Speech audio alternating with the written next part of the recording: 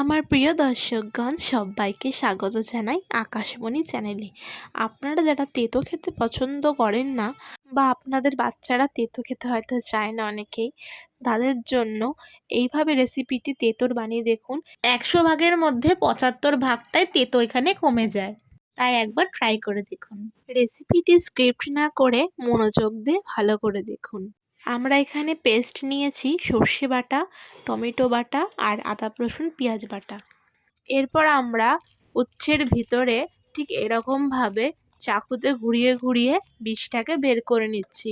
ঠিক এরকমভাবে পুরো বীজটা বের করে নেবেন। এরপর আমরা অল্প জল দিয়ে ১ চামচ লবণ দেব, হালকা সিদ্ধ করে নেব। উচ্ছেগুলো আমাদের সিদ্ধ হয়ে গেছে। এরপর আমরা একটা কড়াই নিয়েছি, তাতে সর্ষের তেল দিচ্ছি। তেল গরম হলে তার মধ্যে গোটা জিরে পেঁয়াজ কুচি দিয়ে হালকা লাল ভাজা হলে তার মধ্যে আমরা কেটে রাখা ফুলকপির কুচিগুলো দিয়ে দিচ্ছি। ১ মিনিট মতো নাড়াচাড়া করে তার মধ্যে আমরা ১ চামচ লবণ আর ১ চামচ হলুদ গুঁড়ো দিয়ে ২ মিনিট মতো নাড়াচাড়া করব।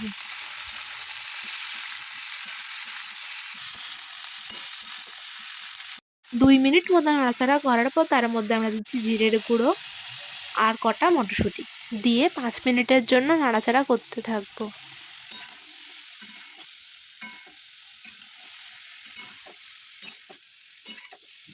৫ মিনিট পর দেখবেন যখন ফুলকপিগুলো ভাজা ভাজা হয়ে গেছে, তখন বুঝবেন আমাদের পুরটা রেডি হয়ে গেছে। এরপর আমরা সিদ্ধ করা উচ্ছের মধ্যে পুরটাকে ভরে দিচ্ছি। ঠিক এরকমভাবে চেপে চেপে ভরে দেবেন।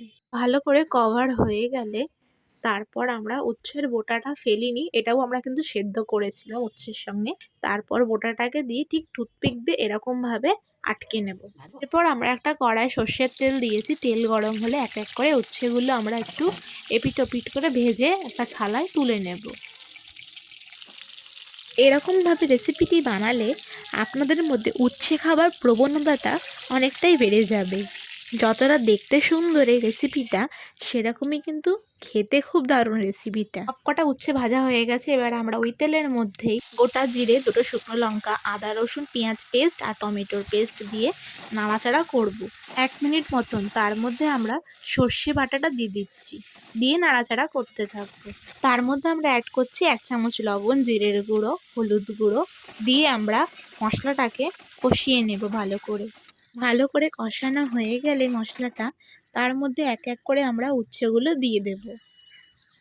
২ মিনিট মতো নাড়াচাড়া করার পর এটা গা মাখা হবে। নাড়াচাড়া করার পর পরিবেশন করুন টেস্টি উচ্ছের পুর ভরা। আশা করি রেসিপিটি আপনারা সবাই একবার হলেও ট্রাই করে দেখবেন। যাদের তেতো খেতে একদমই পছন্দ না, তারা ঠিক এই রকমভাবে রেসিপিটি করে দেখুন। রেসিপিটি খেতে খুবই ভালো, তাই একবার অন্তত ট্রাই করবেন। আমাদের চ্যানেলকে সাবস্ক্রাইব করে বেল আইকনটা প্রেস করে দেবেন, যাতে আপনারা আরও নতুন নতুন রেসিপি জানতে পারেন।